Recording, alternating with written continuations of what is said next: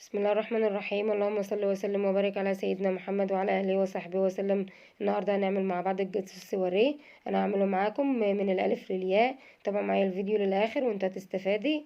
المكونات بتاعتي انا معايا، انا جبت كيلو الدقيق سبونش، عمل لي كميه كبيره جدا من السواريهات زي ما انت شايفه اهو. الكيلو الدقيق انا هعمله انا على 3 صاجات. اللي انا معايا هنا 350 جرام من الدقيق الاسبونج، حطيت عليهم 3 بيضات، معلقه فانيليا صغيره، نص كوبايه ميه، معلقتين خل، ومعلقه محسن جل. محسن الجل بيساعد على الارتفاع. انا هضربهم بالمضرب حوالي 12 دقيقة. وبعد كده انت لو عندك انت عجان، العجان بيقعد 7 دقايق، لان العجان سرعته اقوى من سرعة المضرب. مشغلة الفرن بتاعي على درجة حرارة 180. انا مشغلة في فرن البوتاجاز، مش بعمله في الفرن الكهرباء. ده الصاج بتاعي 25 سنتي في 35. انا هفرشه وبعد كده انا هحطه على جنب. وهعمل انا الشوكولاته، هعمل النص الشوكولاته. الكيلو اللي دي الاسبونج عمل لي 3 صاجات من المقاس اللي انت شايفاه ده. انا ما عنديش الا المقاس ده، بعد كده هشتري انا مقاسات تانية. انت لو حابه تعملي الجاتو ده تعمليه كمشروع، او حابه تعمليه للاولاد، بيكون اوفر وارخص بكتير من الجاهز. هحطه انا على جنب عبال ما اعمل نفس الكمية، هعملها بالشوكولاتة. بس هزود انا معلقة شوكولاتة في نفس المقدار، بس هزود انا معلقة شوكولاتة. لو انت ما امكنش ان انت تشتري الدقيق الاسبونج، ممكن تعمليه بالدقيق العادي. في الدقيق العادي بتاخدي انت ال3 بيضات، عليهم كوباية وربع من الدقيق العادي، عليهم معلقة خميرة، المحسن، معلقة محسن جل، معلقة بيكنج باودر، او شيف كيك. دي بس كده الكمية. ده الدقيق العادي، ونفس مقدار ونص كوباية سكر. كوباية وربع الدقيق عليهم نص كوباية سكر حبيبات عادي. بس اهم حاجة يكون السكر بتاعك ابيض، ما يكونش من اللي هو الغامق. لو ما عندكش سكر ابيض ممكن تضربيه انت ضربة خفيفة في الكبة، علشان بس ما يغمقش الكيك معاكي. ده كده الشكل بتاعي اهوت. لما طلع من الفرن، هي بتقعد حوالي 15 دقيقة، ما بتاخدش سوا كتير في الفرن عشان ما تبص معاكي.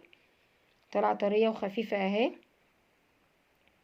هقسمها بالنص علشان اعرف اتحكم فيها. بعد كده هغطي عليها علشان لما تبرد. وبعد كده هعمل انا الكريم شانتيه. احنا كنا عملناه قبل كده مع بعض. دي الطبقة ديت ملهاش اي لازمة، بتشيليها عشان تعرفي تشتغل عليه. هقطعها نصين علشان اعرف اتحكم فيها. بعد كده هقطعها اهو زي ما انت شايفة اهو. قطعها بالراحة.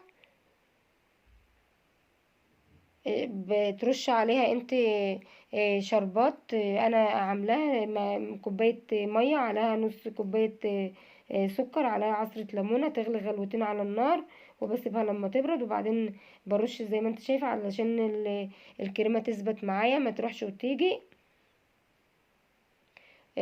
بتعملي انت طبقه وبتحطها في الفريزر نص ساعه، نص ساعه تجمد عشان تعرفي تتحكمي فيها.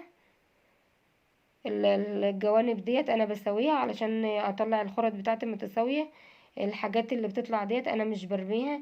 انت لو عاملاها كمشروع بتعبيها انت في كوبايات وبتبيعيها. الكوبايه ب5 جنيه، ب10 جنيه. دي القطع والتزيين على حسب الذوق بتاعك انت. بتقطعي الحجم سنتي ونص في 2 سنتي. الكيلو الدقيق الاسبونش عمل لي كمية كبيرة. انا كنت اشتريته جاهز الكيلو. الكيلو السواريه المقاسات ديت. الكيلو 48 قطعة ب150 جنيه.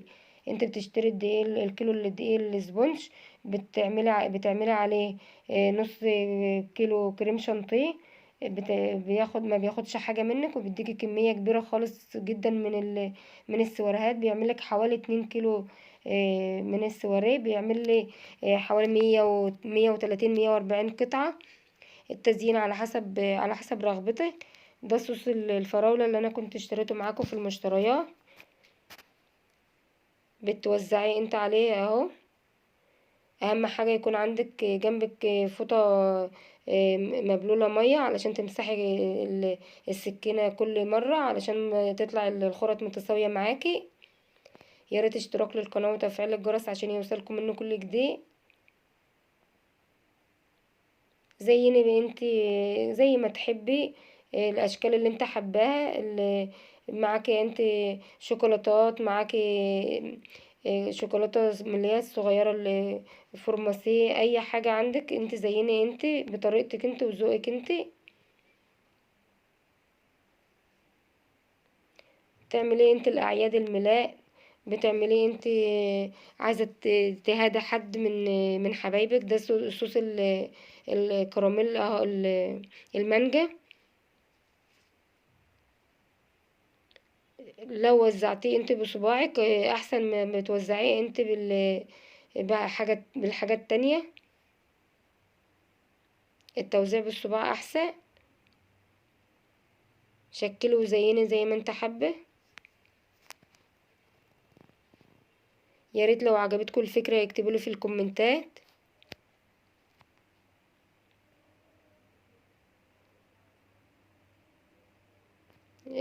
طريقة سهلة وخفيفة ما فيهاش اي صعوبة. الكيلو اللي الدقيق عمل لي كمية كبيرة، وان شاء الله هنعمل مع بعض تورت كتير، وهنعمل مع بعض وهعمل معاكم الحروف بالاسامي.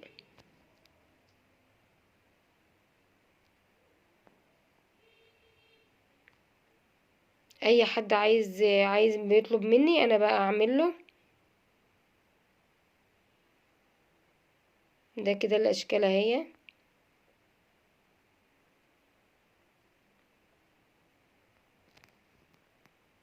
اهو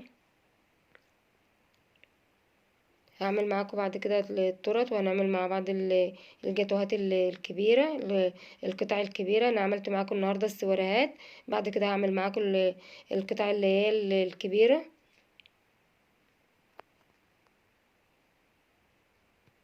لو عايزة حرف الايه، عايزة حرف البي، عايزة اي حرف ان شاء الله هنعمله مع بعض وهنزينه مع بعض.